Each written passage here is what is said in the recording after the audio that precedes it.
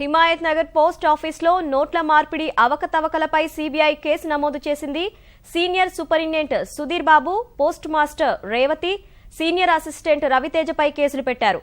ఈ అంశానికి సంబంధించి పూర్తి సమాచారాన్ని మా ప్రతినిధి నాగేశ్వరాచారిని అడిగి తెలుసుకుందాం. నాగేశ్వరాచారి, చెప్పండి, నోట్ల అవకతవకలపై సీబీఐ కేసు సారాంశం ఏంటి?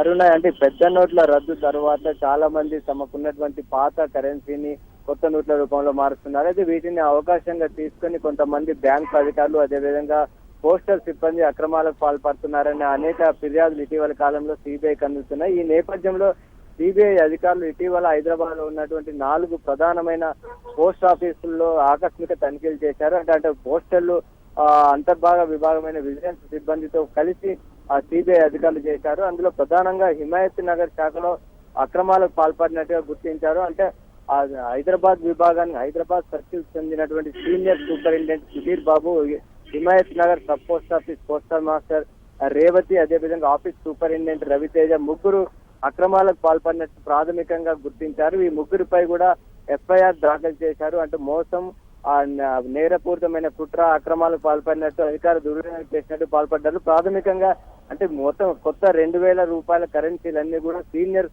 సూపరింటెండెంట్ మంజూరు చేసిన తర్వాత వాటి వివిధ పోస్ట్ కార్యాలయాలు తరలిస్తున్నారు. ఆ నేపథ్యంలో ఇటీవల సీనియర్ సూపరింటెండెంట్ సుధీర్ బాబు మొత్తం 70 లక్షల రూపాయలను హిమాయత్ నగర్ పోస్ట్ ఆఫీస్ కు మంజూరు చేశారు. వాటన్నిటిని కూడా పోస్ట్ ఆఫీస్ కు తరలించే బాధ్యతను ఆఫీస్ సూపరింటెండెంట్ రవితేజకు అప్పగించారు. అయితే రవితేజకు 70 లక్షలు ఇచ్చిన తర్వాత మళ్ళీ అందులోంచి 36 లక్షల రూపాయల కొత్త కరెన్సీని సుధీర్ బాబు తీసుకున్నట్టుగా ప్రాథమికంగా గుర్తించారు.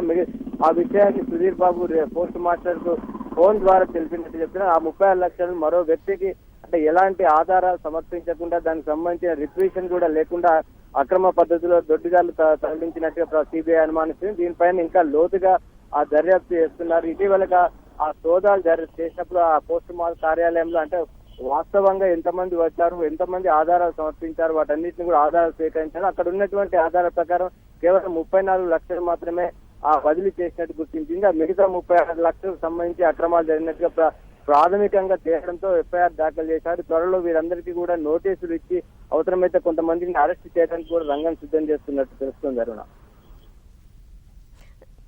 ధన్యవాదాలు నాగేశ్వరాచారి.